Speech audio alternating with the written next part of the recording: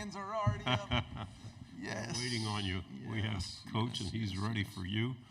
We will start here on the right side in the aisle. Yeah, Head Coach, Evan Kamico from Pig Trail Nation. The game last year between Arkansas and Missouri got pretty chippy. I know you've been outspoken already about the rivalry. With the addition of Texas and Oklahoma, do you still feel like Arkansas and Missouri is a premier rivalry in the SEC?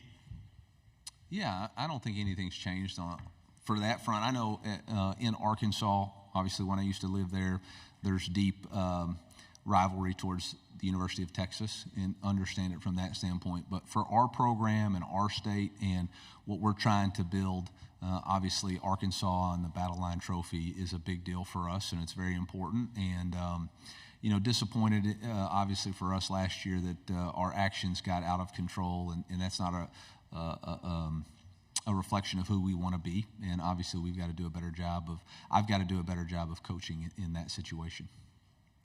Fourth row on the aisle, then pass it forward one seat.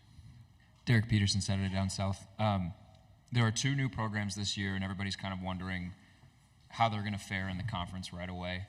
For yourself, who's built a program outside the SEC and now built a program in the SEC, what are some, I guess, core tenets or DNA traits that have to be present to have a successful program in the SEC?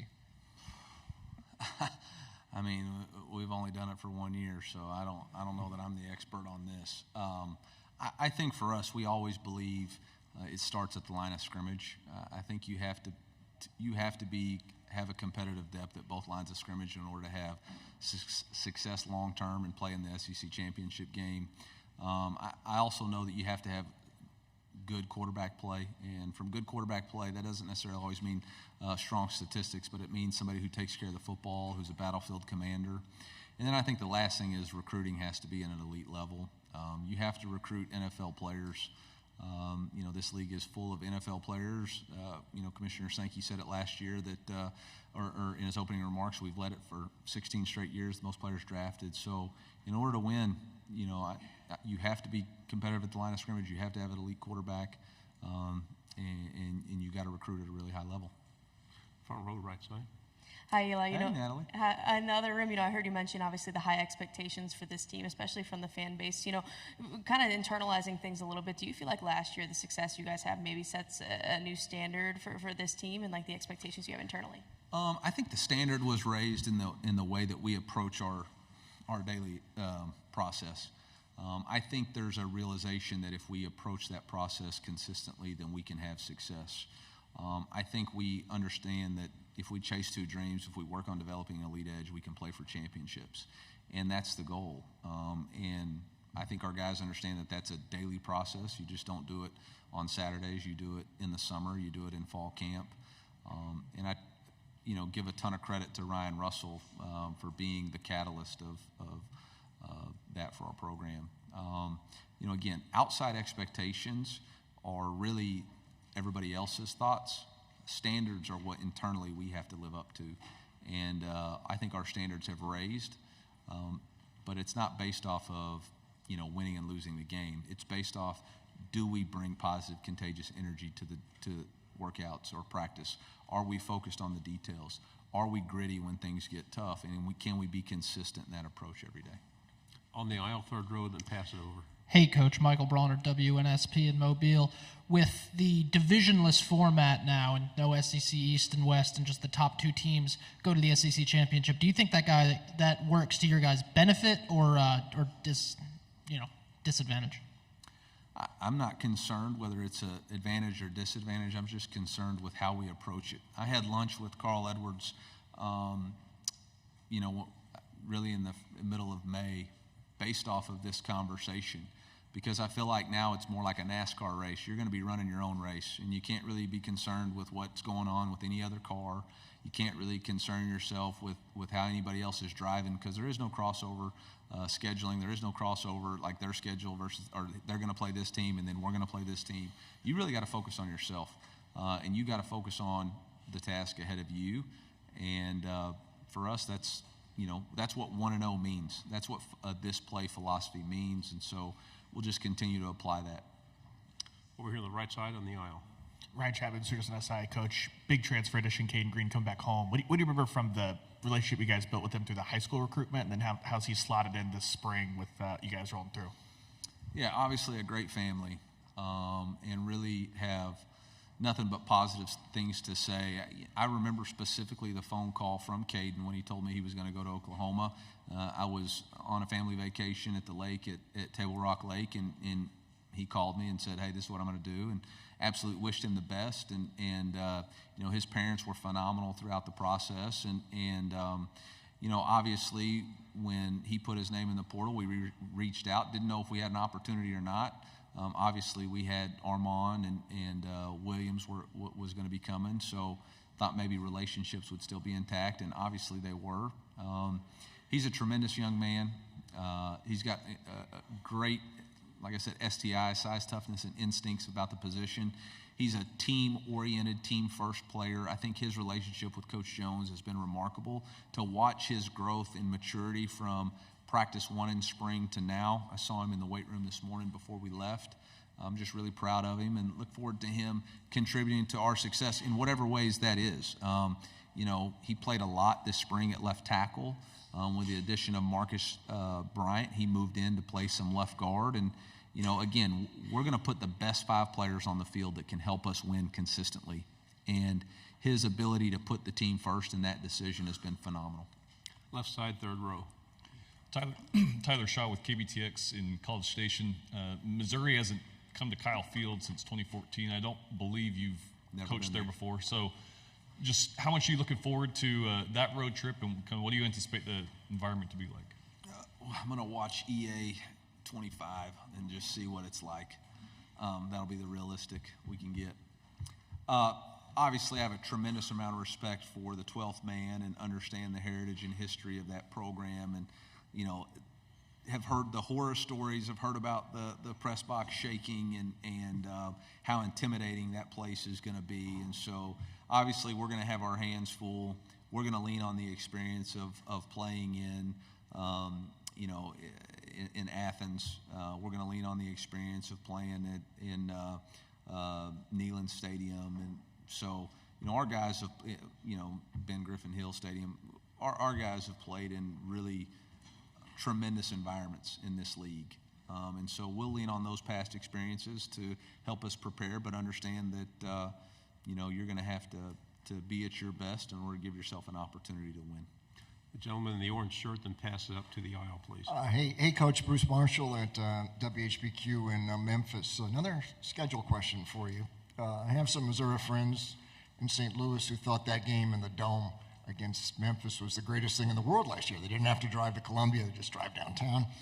But I noticed this year there's no St. Louis on the schedule. What's the thought down road? Is there plans to go back to St. Louis to play any games? Yeah, I will like to say Williams-Brice is an incredible environment too, stadium in South Carolina. But, you know, as far as preparing yourself. But, you know, as far as our future scheduling, I don't think we have anything on the books right now as far as playing in St. Louis or even Kansas City. I know that we've had games played in Arrowhead before.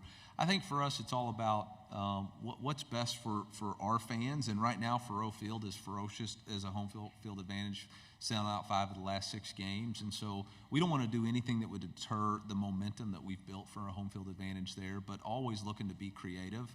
And that was a great environment. I know that you know, Brady, Brett, Norfleet, Cody Schrader, Marvin Harrison, or not Marvin, Marvin Burks, Mitch Walters, Drake Heismeyer, all of those guys look forward to going back and putting on for their, Mookie Cooper, all looked forward to going back and playing for their home state or home city. On the aisle. Station Eagle. Breakthrough year last year, but looking back into previous years, what were some of the key turning points in building your program to that point? I think consistency in approach, unwavering in what you believe in. You know, core value, always compete, making sure that we had a competitive culture, never coming off of that, building trust and respect. You know, you're only as good as the speed of trust that you can build within your team, and it took us some time to build that trust, and that was that was on me as the head coach. I hadn't done I wasn't consistent enough in how I did that. But I attribute a lot of it to the consistency of Ryan Russell and our athletic performance team, along with Liz Stewart and Zach Parker, and Mike Korowski, our first floor generals. Those people, whether it's nutrition, athletic training, equipment, they are consistent in their approach to dealing with our players, and they built the trust of an organization. They carried the message of the team room to each one of their areas, and I think that was a direct reflection last year. And when games got in critical situations, we didn't flinch. We had players who executed well under pressure, which is the hallmark of any successful football team. And obviously that was last year. So now we've got to replicate that this year. We got to put those guys in stressful situations and see who can manage their heartbeat and be consistent. Left side on the end. Kennedy Wright with CBS 42. Since the expansion of the playoffs, what do you tell your players to kind of contain that excitement of the easier chance to make it to the playoffs? Yeah, I don't know if easier is going to be the right word there. I think it's still going to be incredibly challenging because there's still so many scenarios they're going to play out. Obviously, the highest ranked conference champion from the group of five, obviously a P4 conference champion, and those teams do not have to be in the top 12. And so you're going to have some outside teams be able to knock some teams inside the 12 out. I think it's going to come back again to what I said earlier, which is every team is going to have to run their race. And you can't get caught up in looking at this team or that team, and if they lose to this, then that's going to put us here. You're going to have to uniquely focus on the challenge that lies ahead of you and do the very best you can with that challenge. And run your race, present your time to the scorekeeper, and see where that puts you at the end. Two questions to the end, one here and then one over here. Dan Peck, ESPN 106.7 in Auburn. Coach, that game in Auburn in 2022 was one of the wilder things I've ever seen. You're going to get Auburn at home this season, just the second time Auburn's ever played in Columbia, first time they've played there with you as the coach. Just I imagine there's some excitement to see Auburn again at home, and also your relationship with Coach Freeze, because he wasn't the coach last time he played Auburn. Yeah, got a lot of respect for Coach Freeze and how he handles his organization and program, and know he's done a really good job of building his culture, continuing to build the competitive depth of that team.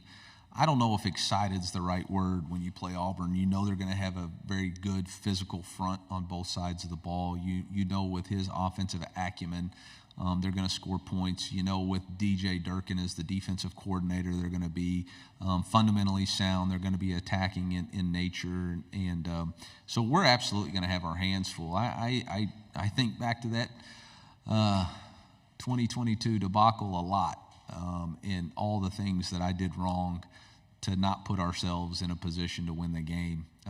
And so, really got to learn from it.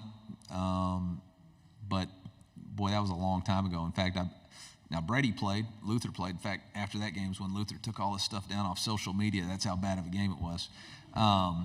So hopefully those guys will come out ready to play. But I don't know that there's going to be a lot of crossover from, that gamesmanship.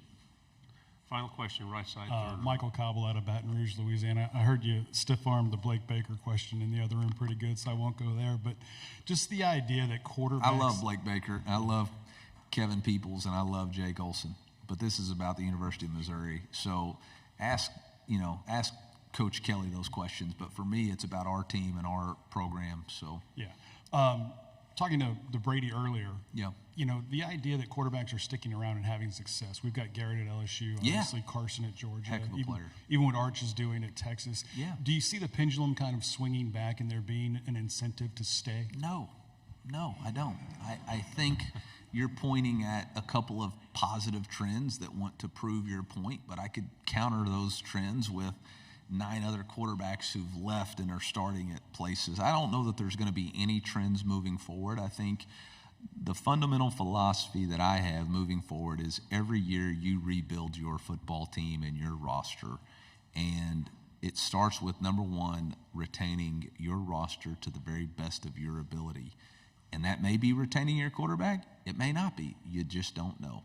I retained our starting quarterback, but I lost 2 backups who after Sam Horn's injury, would have easily been the number 2 quarterbacks, but they wanted to go compete at a different situation. So I think everybody's individual situations are going to be unique and different, and I don't know that we're ever going to be able to just identify this is the norm moving forward.